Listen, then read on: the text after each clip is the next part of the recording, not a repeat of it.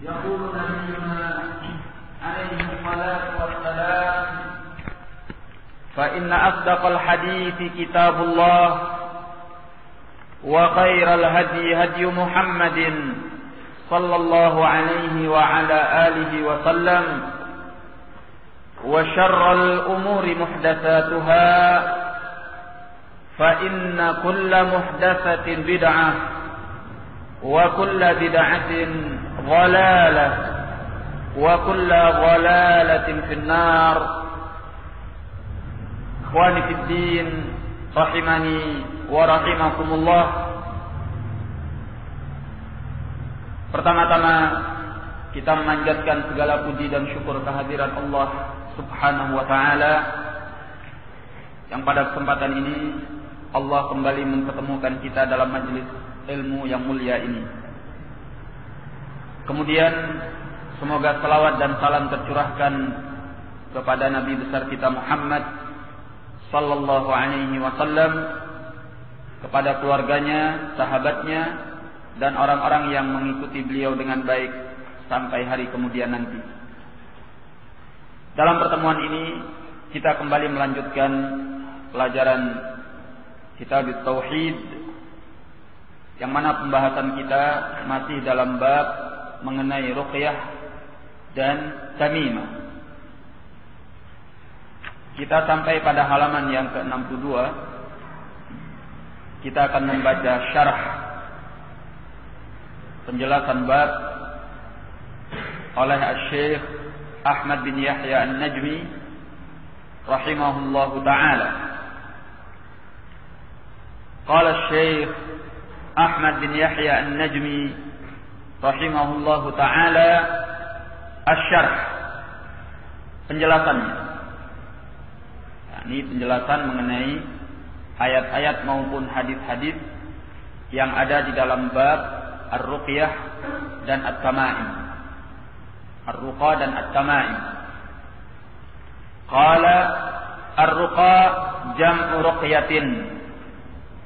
Ar-ruqa jam'u ruqyah adalah bentuk kata majmuk dari ruqyah. Kata tunggalnya adalah ruqyah. War-ruqyatu hiya al-'audhatu yu'awwadhu biha al-marid. Ar-ruqyah yaitu al-'audhah, bacaan perlindungan. Yu'awwadhu biha al-marid, yang diberi perlindungan dengannya seorang yang sakit. Wa huwa, yaitu ayaqra'a syai'an minal Qur'an, dia membaca sesuatu dari Al-Qur'an. Wa yanfusu 'alal marid, kemudian dia menghembus atau meniup atas orang yang sakit. Meniupkan itu kepada orang yang sakit. Wa kadzalika ma warada minat ta'awudzat fi sunnah, demikian pula apa yang datang dari berbagai ta'awudz, bacaan-bacaan perlindungan di dalam as-sunnah. Jadi yang namanya ruqyah, seorang membaca sesuatu dari Al-Quran atau sesuatu dari bacaan ta'awudz yang diajarkan di dalam sunnah, kemudian dia meniupkannya kepada al-marid, kepada orang yang sakit. Bisa dengan dia meniupkan pada kedua telapak tangannya, kemudian dia usapkan pada orang yang sakit, atau dia meniupkannya pada segelas air, kemudian meminumkannya kepada orang yang sakit. Dan bisa pula dengan dia langsung membacakan tanpa meniupkan sesuatu. Ini disebut dengan ruqyah, disebut dengan ruqyah. Faqad warada anna an-nabiy sallallahu alaihi wasallam kana yu'awwidul Hasan wal Husain Dan telah datang riwayat bahwasanya Nabi sallallahu alaihi wasallam dahulu beliau memintakan perlindungan untuk Al-Hasan dan Al-Husain.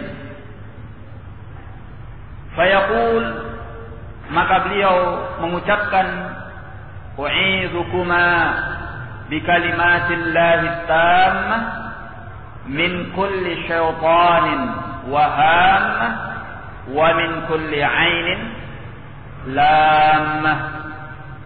Aku melindungkan kalian berdua, yaitu Al-Hasan dan Al-Husain, dengan kalimat-kalimat Allah yang sempurna dari seluruh syaitan dan dari segala binatang yang berbisa dan dari setiap ain yang tercela. Hadis ini dikeluarkan oleh Al-Imam At-Tirmidzi dan juga oleh Al-Imam Abu Dawud, Al-Imam Ahmad dari hadis Abdullah ibn Abbas radhiyallahu taala anhuma.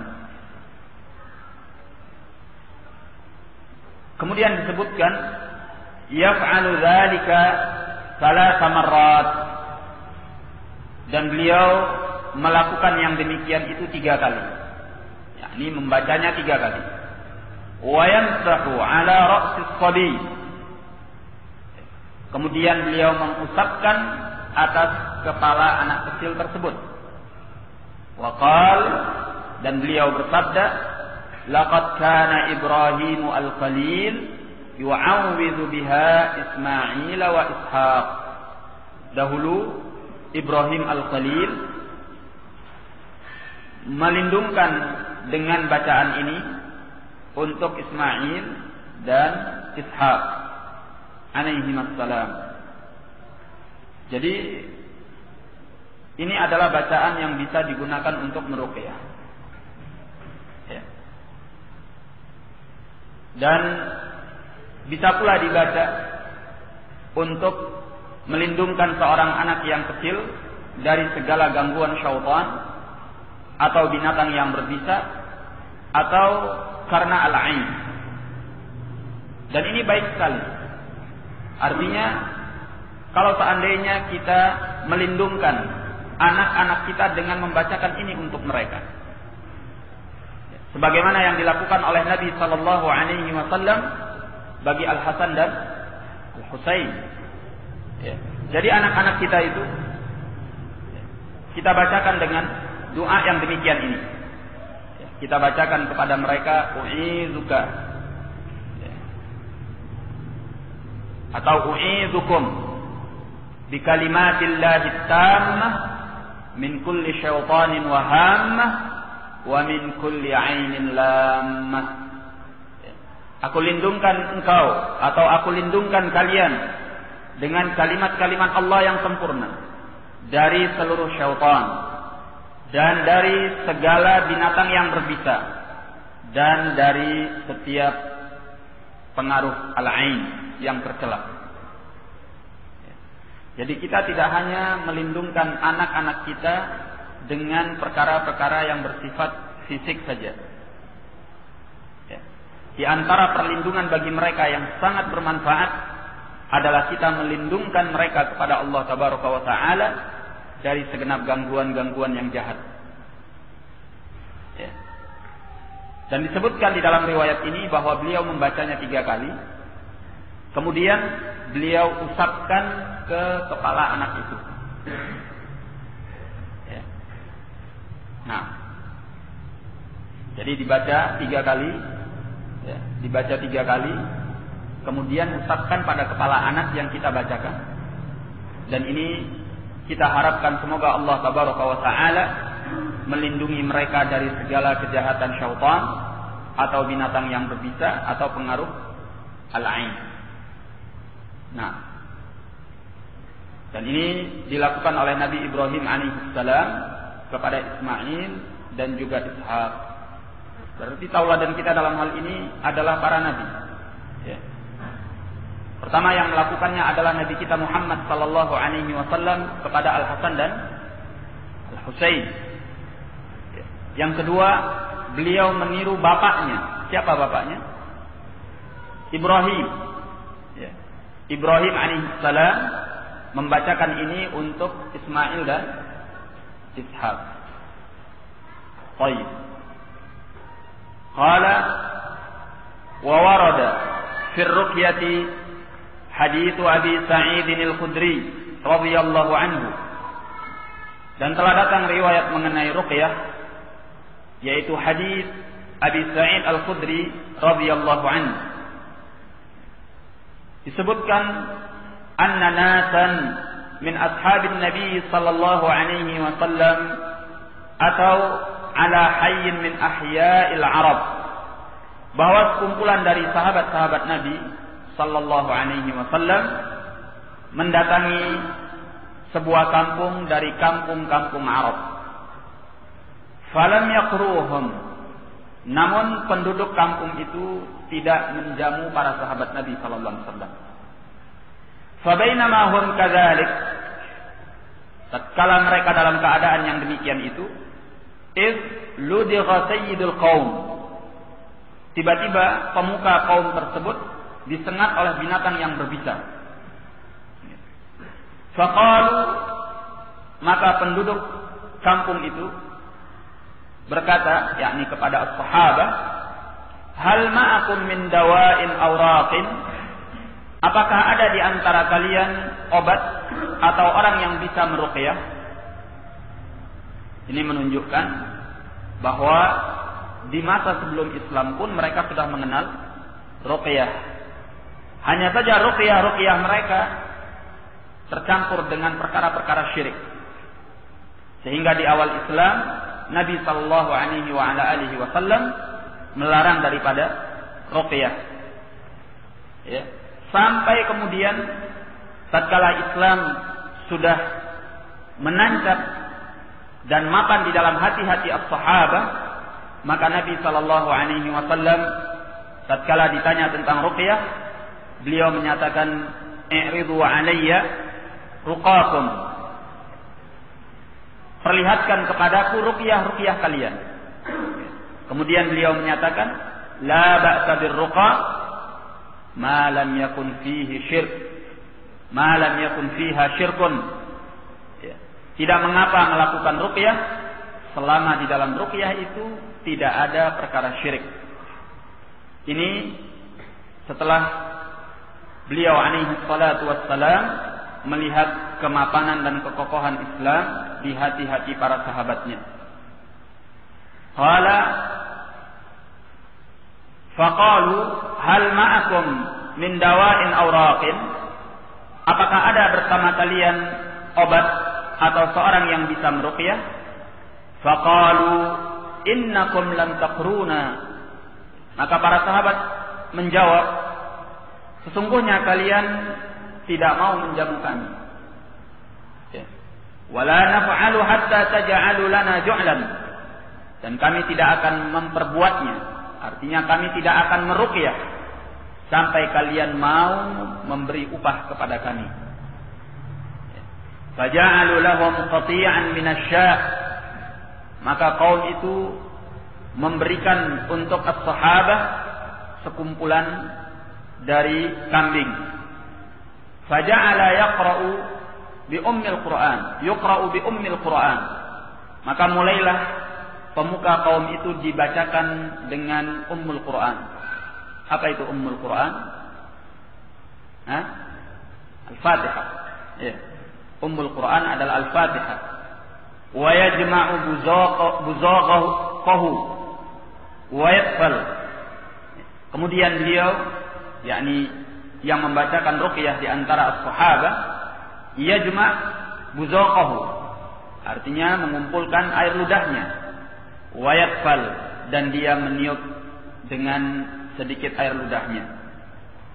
Fabara'a, maka orang itu pun sembuh. Fa atau bisya, maka kaum itu memberikan kambing-kambing yang diminta. Ya. Jadi ini adalah bentuk daripada ruqyah, membacakan Al-Quran, dan di sini disebutkan bahwa sahabat itu membaca Ummul Quran, membaca Al-Fatihah. Kemudian dia mengumpulkan air liurnya dan meniupkan sedikit air liur itu kepada orang yang sakit. Maka orang itu menjadi sembuh. Jadi di antara cara ruqyah adalah kita membaca ruqyah,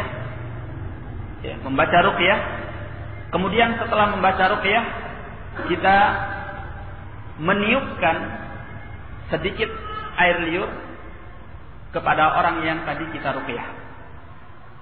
Ini di antara cara ruqyah. Kata yakfal, dia meniupkan sedikit air ludah. Ini menunjukkan bahwa bukan meludahi orang yang diruqyah. Beda. Kalau meludahi itu bahasa Arabnya bazaqa yabzuqu. Itu meludah, cuih. Langsung sembuh.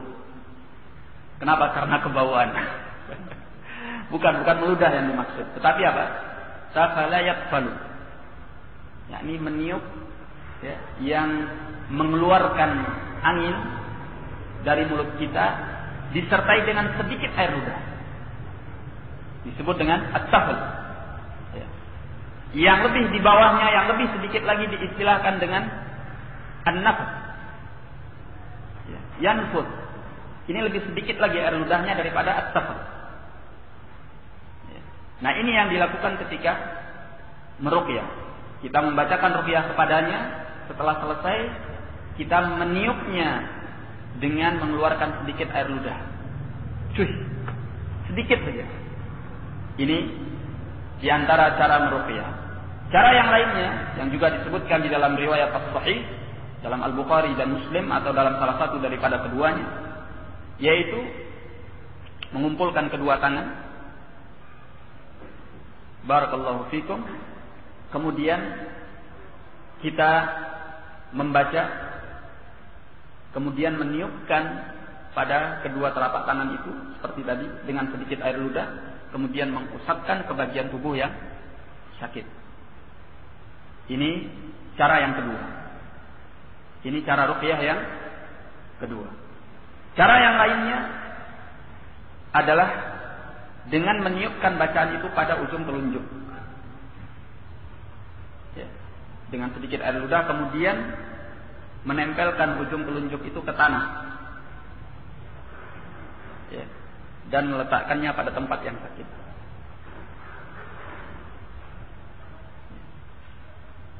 Setelah membacakan ruqyah.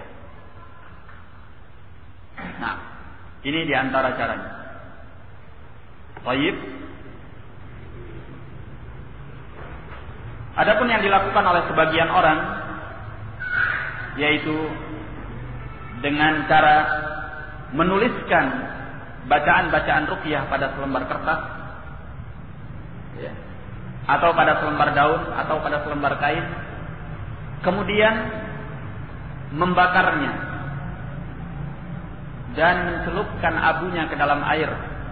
Lantas air itu dipakai minum atau dipakai mandi atau dipakai wudu.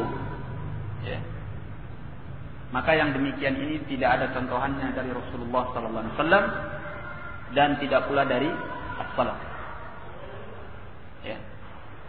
Yang demikian ini tidak ada contohannya. Jadi yang dicontohkan adalah yang demikian, seperti yang disebutkan di dalam hadis ini, atau dua cara lain yang tadi kita sebutkan. Semuanya ada dalam Sahih Al-Bukhari dan Muslim atau salah satu daripada keduanya. Dan cara yang berikutnya yang juga dicontohkan oleh Nabi Sallallahu Alaihi Wasallam adalah membacakan ruqyah tanpa melakukan at-tafl atau an-nafl. Membacakan saja ruqyah dari Al-Quran atau ruqyah dari as-sunnah. Ini yang ada. Berarti caranya ada 4 yang kita sebutkan. Imma seperti yang disebutkan di dalam hadis ini, kita meruqyah, kemudian meniupkan pada orang yang sakit sedikit daripada air ludah. Yang pertama. Yang kedua, atau dengan cara kita meniupkannya pada kedua telapak tangan, kemudian mengusapkannya pada tempat yang sakit. Yang ketiga dengan jari. Ya, meniupkannya pada ujung jari telunjuk, kemudian menyentuhkannya, menempelkannya ke tanah, lalu menempatkannya pada tempat yang sakit. Ya. Dan yang namanya at-takhluq atau an-nafs, meniupkan sedikit daripada air ludah itu bisa dilakukan sebelum ruqyah atau ba'da ruqyah, setelah ruqyah, atau ketika sedang ruqyah. Kita boleh pilih salah satu daripada yang tiga, sebelumnya, setelahnya, atau ketika ruqyah, dan semua itu warid di dalam as-sunnah. Nah, dan yang keempat adalah dengan membacakan saja tanpa meniupkan sedikit air ludah ketika meruqyah atau setelah meruqyah atau sebelum meruqyah. Jadi hanya sekedar membacakan saja. Adapun cara yang tadi kita sebutkan, yaitu dengan menuliskan ayat-ayat Al-Quran atau bacaan-bacaan doa dari sunnah di atas selembar kertas atau secarik kain atau selembar daun atau yang semacam itu, kemudian dibakar, atau dengan cara yang lainnya lalu dimasukkan ke dalam air, lalu air itu dimandikan dengannya orang yang sakit, atau dipakaikan untuk wudu, atau diminumkan, fahadza laisa minas sunnah. Ya, tidak ada dalam contohan dari Nabi sallallahu alaihi wa ala alihi wasallam. Ya.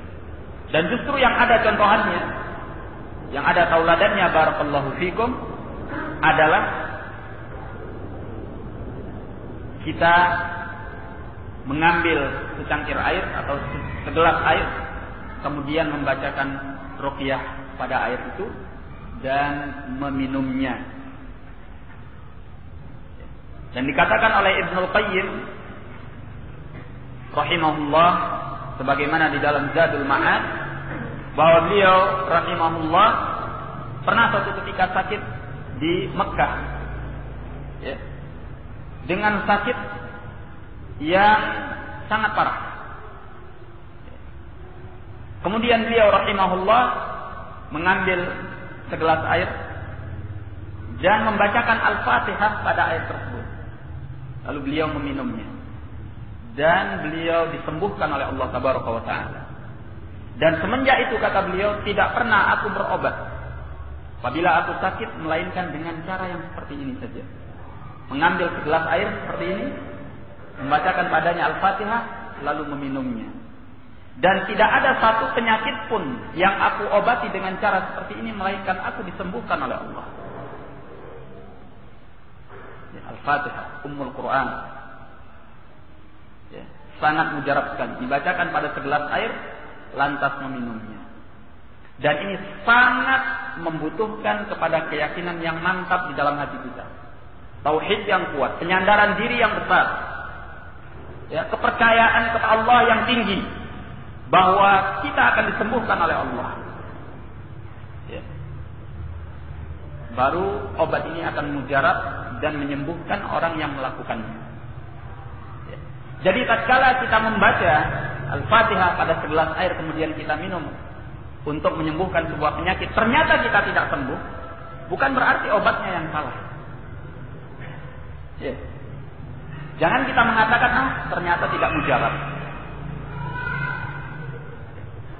Bukan obatnya yang salah, tapi barangkali ada sesuatu yang tidak terpenuhi di dalam hati dan jiwa. Karena obat-obat yang syar'i seperti ini membutuhkan kepada keyakinan hati yang kuat, keimanan yang besar, kepercayaan yang tinggi kepada Allah, tawakal, ya, dan lain sebagainya. Sebagaimana kalau kita minum obat dari obat-obat yang diberikan oleh dokter, tidak semua obat yang diberikan oleh dokter itu menyembuhkan, ya enggak? Ya. Pada banyak kasus, tatkala seorang berobat pada seorang dokter dan diberikan resep obatnya dan dia membelinya ke toko obat, lantas dia meminumnya dan dia tidak sembuh. Apakah obatnya yang salah? Tidak. Bisa jadi dokternya salah beri obat, bukan obatnya yang salah, dokternya yang keliru. Kan gitu. Bisa jadi orang yang meminumnya tidak mengikuti anjuran dokter. Ya, yang semestinya 3 kali sehari dia minum 4 kali sehari, bukannya sembuh tapi tambah sakit. Ya, bisa jadi. Ya. Atau karena adanya penghalang yang menghalangi untuk datangnya kesembuhan. Ya. Dia minum obat yang diberikan oleh dokter, tetapi dia juga melanggar larangan yang dilarang oleh dokter. Ya. Minum obat ini kata dokter 3 kali sehari, tapi kamu tidak boleh lagi untuk melakukan aktivitas seperti ini. Dilarang dari sebuah aktivitas.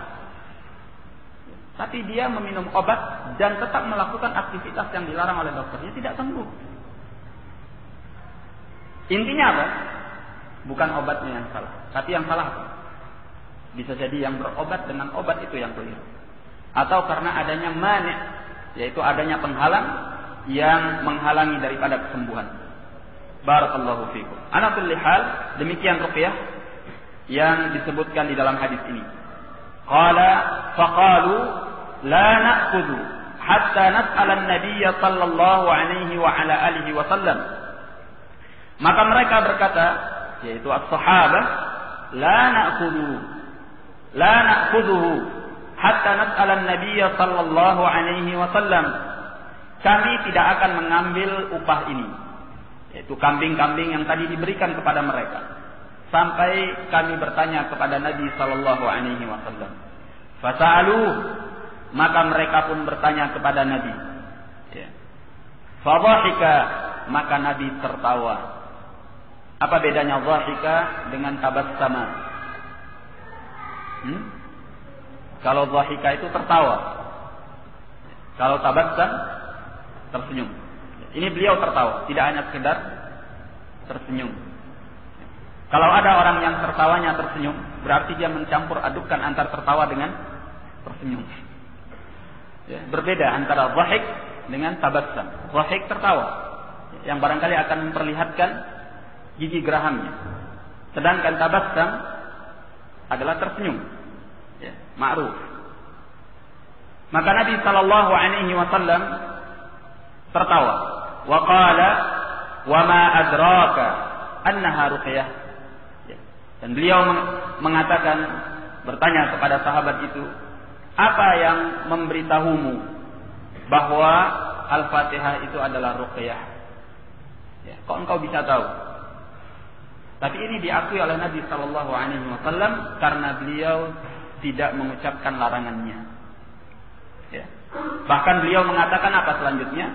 Kata beliau, khuduha, ambillah kambing-kambing yang tadi diberikan.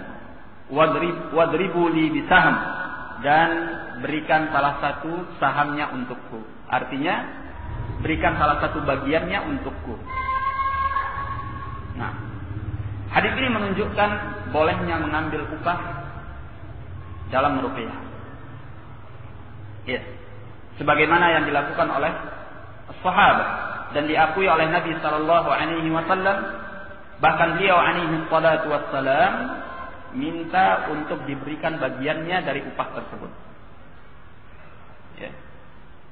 Menunjukkan bolehnya mengambil upah di dalam meruqyah. Tetapi ikhwani fiddin rahimani wa rahimakumullah,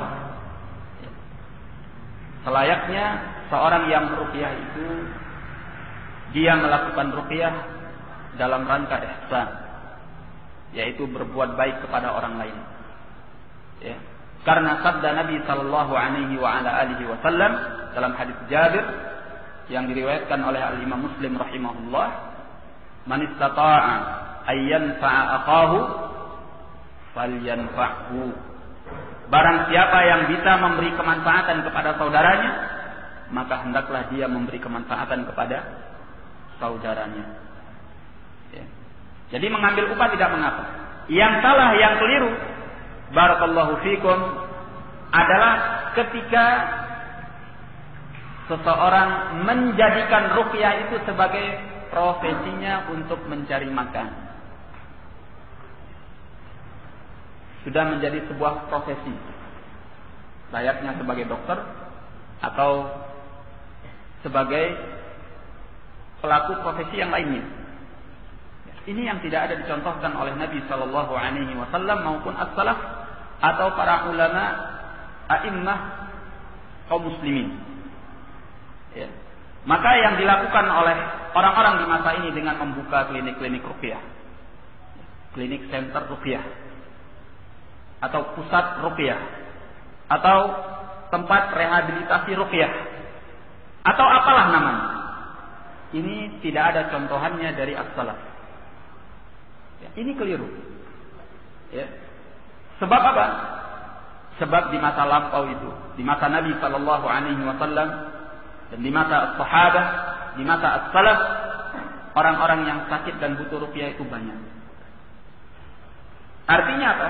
Bahwa faktor yang mendorong mereka untuk membuka praktek klinik ruqyah itu ada, tetapi mereka tidak melakukannya. Maka berarti kebaikan terletak pada apa yang mereka contohkan. Sebagaimana yang disebutkan di dalam hadis, ya, fa inna asdaqal kalam kalamullah wa khairal hadi hadi Muhammadin sallallahu alaihi wasallam. Sebaik-baik ucapan itu adalah ucapan Allah, dan sebaik-baik petunjuk adalah petunjuk Muhammad sallallahu alaihi wasallam.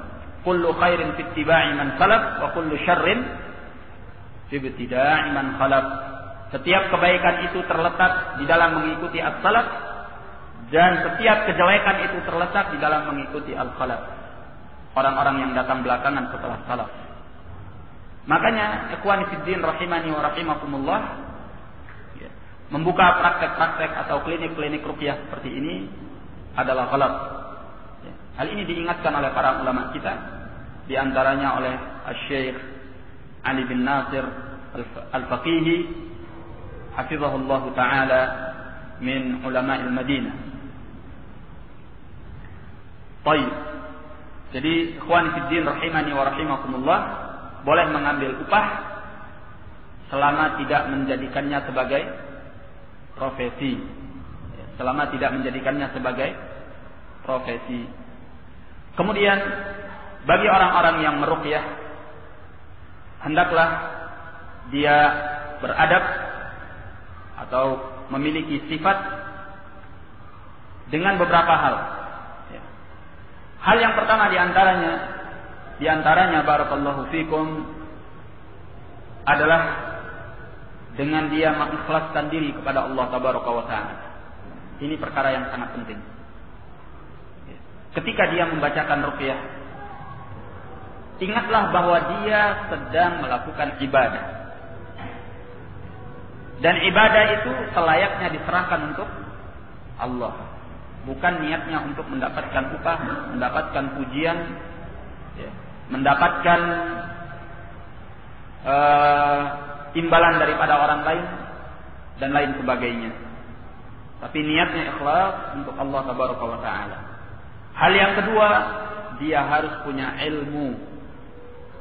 Harus punya ilmu tentang ruqyah dan tentang bacaan-bacaan ruqyah, supaya dia tidak meruqyah orang lain dengan sesuatu yang yukhalif asy-syara', menyelisihi syariat.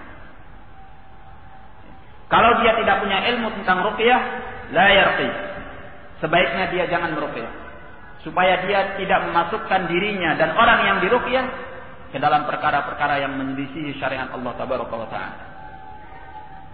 Ya, ini yang kedua. Yang ketiga, bahwa hendaklah orang yang meruqyah itu yatawadha lillah, ya, tawadhu karena Allah tabaraka wa ta'ala. Artinya apa? Hendaklah dia ingat bahwa dia hanya sebagai sebab, namun yang menyembuhkan itu siapa? Allah. Sehingga tatkala Allah tabaraka wa ta'ala memberikan kesembuhan-kesembuhan kepada orang-orang yang diruqyahnya, maka dia tetap ingat bahwa dia adalah sebab, sedangkan yang menyembuhkan adalah Allah. Sebagaimana di dalam Al-Quran, fa idza maridtu fa huwa yashfin. Ya, apabila aku sakit, maka yang menyembuhkan aku adalah Allah. Ya. Dalam ayat lain Allah menyatakan wa iyyam taska bi dhurrin fala kashifa lahu illa hu wa iyyuridka bi khairin fala radda li fadlih. Ya. Apabila Allah menimpakan kepadamu suatu kemudaratan, suatu bahaya, maka tidak ada yang bisa menyingkapnya kecuali Dia. Dan ketika Allah menginginkan terhadapmu kebaikan, maka tidak ada seorang pun yang bisa menolak keutamaan Allah Tabaraka wa Ta'ala. Jadi dia harus tahu diri bahwa dia adalah sebab, bukan dia yang menyembuhkan. Dan dampaknya apa? Dampaknya orang yang biasa meruqyah orang lain dan Allah beri kesembuhan bagi orang yang diruqyahnya, ketika dia akan meruqyah orang yang berikutnya, janganlah dia menceritakan kesembuhan-kesembuhan orang yang pernah diruqyahnya. Supaya apa? Supaya dia tidak menanamkan ke dalam hati orang yang akan diruqyah ketergantungan kepada dirinya dan bukan kepada Allah. Ya sudah, diam saja. Kenapa? Karena semua itu adalah keutamaan Allah, bukan engkau yang menyembuhkan. Engkau hanya sebab. Sehingga orang yang akan diruqyah itu hendaklah diingatkan bahwa ketergantungannya kepada Allah Tabaraka wa Ta'ala, bukan kepada orang yang diruqyah. Ini menanamkan tauhid kepada orang yang diruqyah, sehingga dia tidak bergantung kepada engkau. Kalau tidak engkau yang meruqyahnya, maka dia tidak merasa akan sembuh. Atau mungkin sebagian orang tidak mau diruqyah. Kenapa? Karena bukan si fulan yang meruqyah. Kalau si fulan yang meruqyah, saya mau diruqyah. Karena kalau dia yang meruqyah, maka ruqyahnya akan menyembuhkan. Ini menimbulkan apa? Ketergantungan orang yang diruqyah dengan yang meruqyah, bukan kepada Allah Tabaraka wa Ta'ala. Oleh karena itu, ikhwani fiddin rahimani wa rahimakumullah, sebaiknya kita diam. Ya. Justru kita ingatkan bahwa hendaknya dia bergantung kepada Allah, menyandarkan diri kepada Allah. Yang menyembuhkan itu Allah. Ya. Ketika aku meruqyahmu dan engkau sembuh, ingatlah bahwa itu yang menyembuhkan adalah Allah. Ya. Ketika engkau tidak sembuh, jangan kau mencela aku. Ya. Tapi mungkin karena Allah Tabaraka wa Ta'ala belum menginginkan kesembuhanmu. Nah, barakallahu fikum. Dan khususnya bagi masyarakat awam, ya, orang yang bisa menyembuhkan dengan ruqyah itu dianggap sakti. Ya enggak? Sakti mandraguna. Ya, punya ajian-ajian yang super gitu. Apalagi kalau penyakitnya misalnya kemasukan jin, bukan kesurupan. Biasanya yang mengobati penyakit-penyakit seperti ini siapa? Para dukun, ya, al-kuhan. Yang notabene-nya mereka dianggap sebagai orang-orang sakti yang punya ilmu mandraguna. Ya. Ilmu-ilmu yang menggunakan panca indera keenam yang tidak dimiliki oleh orang biasa. Nah, pandangan masyarakat seperti itu. Ketika engkau, wahai sunni, wahai salafi, ya, meruqyah salah seorang di antara kalangan awam yang terkena kesurupan atau terkena oleh kemasukan jin atau yang semacamnya, maka perlu engkau ingatkan kepada mereka. Ya, engkau tanamkan tauhid bahwa semua ini adalah kehendak Allah Tabaraka wa Ta'ala. Kalau engkau sembuh, maka yang menyembuhkan adalah Allah, bukan aku. Ya. Kenapa? Karena yang aku baca ini adalah Al-Quran yang setiap orang bisa membacakannya. Yang aku baca ini adalah doa dari Nabi Sallallahu Alaihi Wasallam yang setiap orang bisa membacakannya. Ya. Hanya saja kebetulan sekarang ini saya yang membacakan kepadamu, berarti bukan saya yang menyembuhkan. Yang menyembuhkan adalah Allah. Ya. Sehingga keyakinan-keyakinan syirik seperti yang ditanamkan oleh para dukun kepada awamun nas itu bisa dihindarkan. Barakallahu fikum. Nah, ini adalah perkara yang sangat penting. Dan bagi orang yang diruqyah, ada beberapa hal yang harus diingat. Pertama, bahwa orang yang diruqyah hendaklah ketergantungannya kepada Allah. Ya. Seperti yang baru saja kita jelaskan. Jangan ketergantungannya kepada orang yang meruqyah. Ya. Hal yang kedua, hendaknya dia menghindarkan diri dari was-was, dari segala kecemasan. Karena penyakit was-was, kecemasan dan yang semacamnya ini adalah sarang bagi para jin dan syaitan yang jahat untuk tetap berada di dalam dirinya.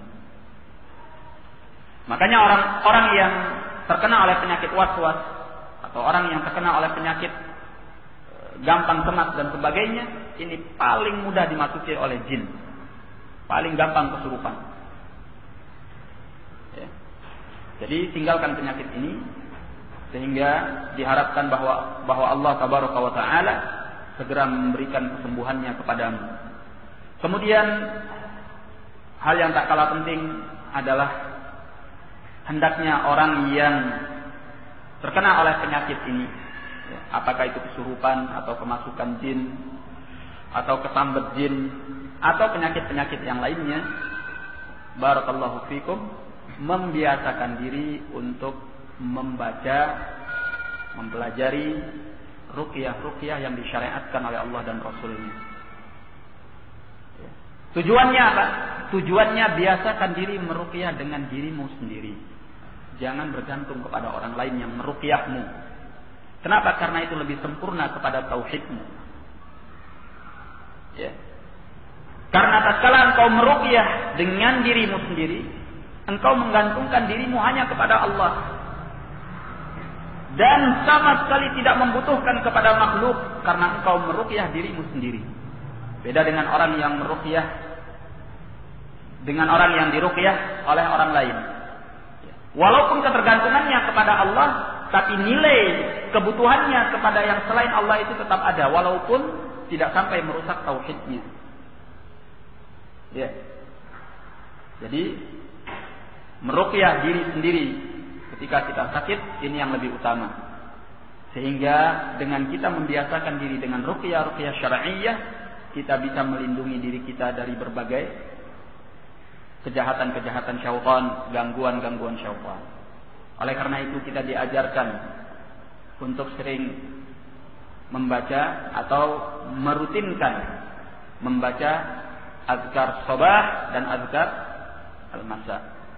Zikir-zikir di pagi hari dan zikir-zikir di sore hari. Itu sangat bermanfaat, barakallahu fikum. Ya. Karena di antara zikir-zikir itu melindungimu daripada syaitan dan kejahatan-kejahatan sihir sepanjang hari. Ya. Di antara yang kita baca apa? A'udzu bikalimatillahi tammah min syarri ma khalaq. 3 kali. 3 kali di pagi hari, 3 kali di sore hari. Apa artinya? Aku berlindung kepada Allah, atau aku berlindung dengan kalimat-kalimat Allah yang sempurna dari segala kejahatan apa yang telah Dia ciptakan. Ya. Kalau kita yakin dengan doa yang kita baca ini, zikir yang kita baca ini, maka tidak ada satupun kejahatan yang akan menimpa kita karena kita dilindungi oleh Allah. Ini tauhid. Ya. Jadi sangat penting sekali. Belum lagi bacaan-bacaan yang lainnya. Jadi biasakan diri dengan ruqyah syar'iyyah, terutama azkar sabah dan azkar al-masa. Nah, ini yang terkait dengan ruqyah. Kita selesaikan pembahasan ruqyah ini karena tinggal sedikit. Beliau berkata, "Fahadihi al-ahadits dalatun ala jawazir ruqyah." Maka hadis-hadis ini menunjukkan tentang bolehnya ar-ruqyah. Lakin bi thalathati syurut. Tetapi bolehnya ruqyah itu dengan memenuhi 3 syarat. Asy-syartul awwal, syarat yang pertama, an takuna minal kitabi awis sunnah. Bahwa ruqyah itu dari Al-Qur'an ataupun dari as-sunnah. Asy-syartus tsani, syarat yang kedua, an takuna bil lafzil arabi. Bahwa ruqyah itu dengan lafaz Arabi. Ya, dengan lafaz yang berbahasa Arab. Ya. Asy-syartus tsalits, sebagian ulama memberikan pada syarat yang kedua ini perkara yang lebih umum. Jadi mereka menyebutkan pada syarat yang kedua, atau sebagian ulama menyebutkan pada syarat yang kedua, ayyakunal kalamu mafhuman atau mafhumal ma'na. Bahwa ucapan yang dibacakan adalah yang dimengerti maknanya. Artinya tidak mesti bahasa Arab. Ya. Karena meruqyah dengan ucapan-ucapan yang baik selama di dalamnya tidak ada syirik, hukumnya adalah jaiz, diperbolehkan. Ya, selama ucapan yang baik yang dibacakan itu dimengerti maknanya sehingga terlepas daripada hal-hal yang syirik. Baik. Asy-syartus tsalits, syarat yang ketiga, alla ya'taqida fiha annaha allati tashfi. Bahwa tidak boleh orang yang diruqyah ataupun orang yang meruqyah, tidak boleh orang yang meruqyah ataupun orang yang diruqyah meyakini bahwasanya ruqyah itu yang menyembuhkan. Bal ya'taqid annaha sabab, bahkan dia meyakini bahwa ruqyah itu hanya sekedar sebab saja. Dan yang menyembuhkan adalah Allah Subhanahu wa ta'ala. Nah, kalau kita membaca 3 syarat ini, berarti ruqyah yang dilarang itu ada 3. Yaitu yang menyelisihi salah satu daripada 3 syarat yang disebutkan. Ya.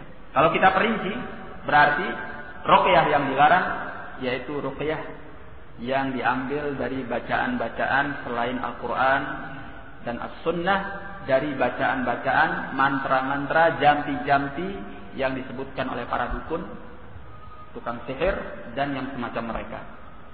Ya. Karena sangat dikemungkinkan di dalamnya ada bantuan-bantuan atau permohonan-permohonan kepada para jin atau kepada para syaitan. Ya. Nah, yang kedua, ruqyah yang dilarang itu adalah ruqyah yang tidak dimengerti maknanya. Bukan yang tidak berbahasa Arab, tapi yang tidak dimengerti maknanya. Ya. Ruqyah-ruqyah yang seperti ini tidak diperbolehkan.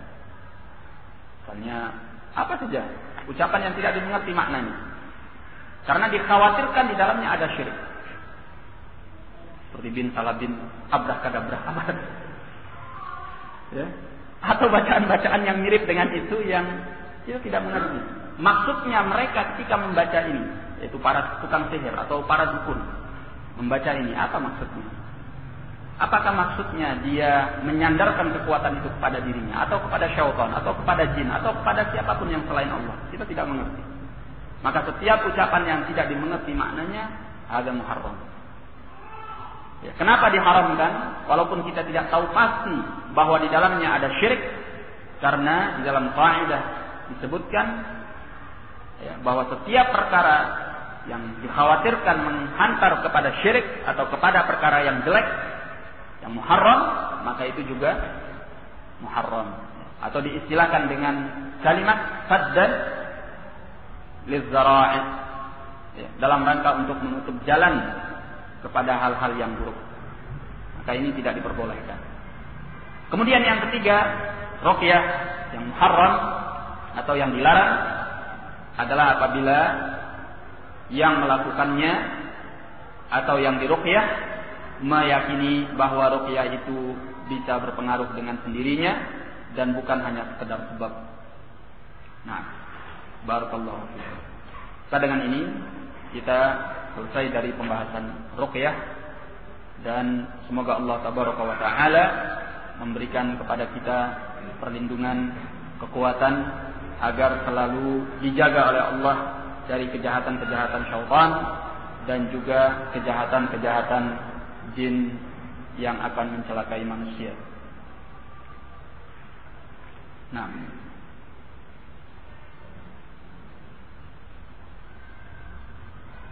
bagaimana dengan ruqyah?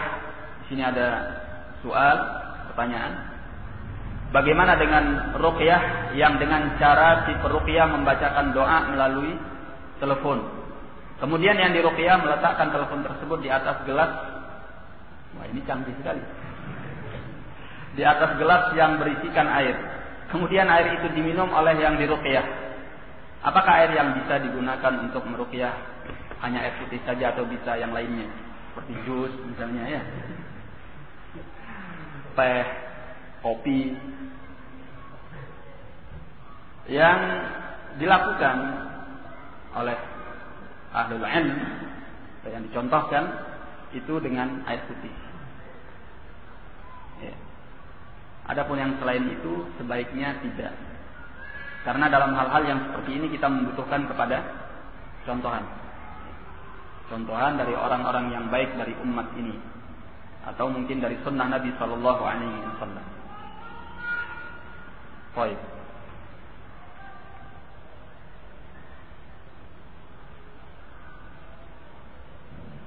Dan yang namanya meruqyah itu tidak khusus hanya dengan orang tertentu. Ini yang harus kita tekankan. Tidak mesti khusus bagi orang tertentu. Siapapun bisa meruqyah asal dia yakin dengan Allah Tabaraka wa Ta'ala. Kalau kita memahami ini, sehingga kita tidak perlu meminta seseorang lewat telepon untuk meruqyahkan melalui telepon. Orang-orang yang berada di sekitar kita bisa, insya Allah. Nah, sehingga kita terlepas dari muskilah yang seperti ini. Karena yang namanya ruqyah itu bukan yang berpengaruh orang yang meruqyah. Bukan yang berpengaruh bacaan ruqyahnya. Tapi siapa yang berpengaruh? Siapa yang berpengaruh? Allah. Iya, Allah yang berpengaruh. Allah yang berkuasa, Allah yang mampu mendatangkan manfaat dan menolak madarat. Sehingga ruqyah yang dibaca itu hanya sekedar sebab. Orang yang membacakannya pun hanya sekedar sebab. Oleh karena itu, ikhwan fiddin rahimani wa rahimakumullah, ya, kita jangan sampai mengkaitkan kemujaraban atau kekuatan ruqyah itu dengan orang-orang tertentu. Ya. Karena ruqyah itu adalah syariat yang umum yang bisa dilakukan oleh siapapun yang beriman kepada Allah dan Rasulnya Sallallahu Alaihi Wasallam dan tidak menyekutukan Allah. Apakah air yang bisa digunakan untuk meruqyah? Nah, ini sudah tadi. Surga hadis tentang 70.000 orang masuk surga tanpa hisab, salah satunya adalah tidak pernah meruqyah atau minta diruqyah. Bagaimana maksudnya ruqyah dalam hadis yang telah disebutkan? Kalimat di dalam sebagian riwayat Imam Muslim, ya, ada kalimat la yarqun, mereka tidak meruqyah. Ya. Kalimat ini atau kata ini adalah kata yang syadzah, kata yang ganjil, yang dinilai oleh para ulama sebagai kata yang ganjil. Di antara yang menganggap keganjilannya adalah Syekhul Islam bin Taimiyah rahimahullah. Ya. Jadi para ulama menilainya ini tidak sahih, ganjil, aneh. Kenapa? Karena dalam riwayat-riwayat lain, ya, di dalam riwayat-riwayat sahih, dalam Sahih Bukhari, Sahih Muslim, disebutkan hal-hal yang bertentangan dengan ini. Apa itu? Di antaranya bahwasanya Nabi Sallallahu Alaihi Wasallam meruqyah. Ya. Nabi itu ada beberapa keadaan. Beliau meruqyah. Beliau juga diruqyah. Siapa yang meruqyahnya? Malaikat Jibril alaihi salam. Dalam sebagian riwayat Aisyah yang membacakan kepada beliau. Ya. Keadaan yang lain, beliau disampaikan kepadanya tentang ruqyah dan beliau tidak mengingkarinya. Ya.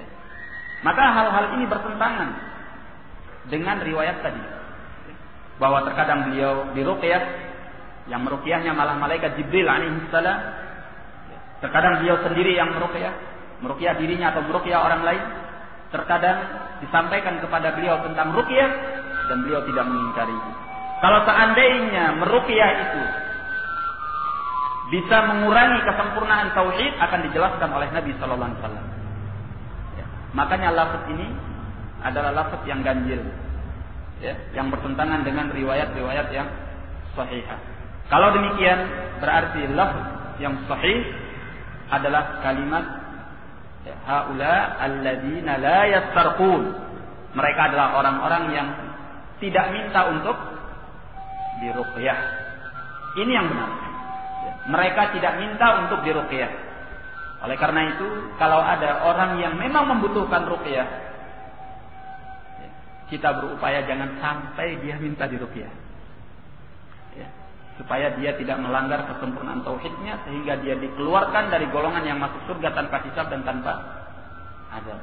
Apalagi Nabi sallallahu alaihi wasallam bersabda, man istata'a ayyanfa'a akhahu falyanfa'hu, barang siapa yang bisa memberi kemanfaatan kepada saudaranya, maka hendaklah dia memberi kemanfaatan kepada saudaranya. Nah, apakah mengirim doa kepada orang yang sudah meninggal bisa sampai? Terkait dengan hadis orang yang meninggal terputuslah semua amalnya kecuali 3 amal.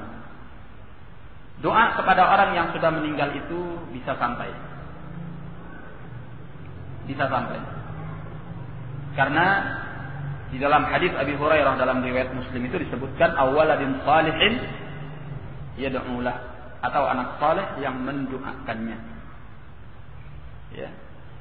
Jadi apa yang mereka istilahkan dengan kirim doa, kalau maksudnya kirim doa itu adalah mendoakan orang yang sudah meninggal, maka doa itu sampai insyaallah, dengan syarat bahwa yang didoakan bukan seorang yang kafir atau musyrik.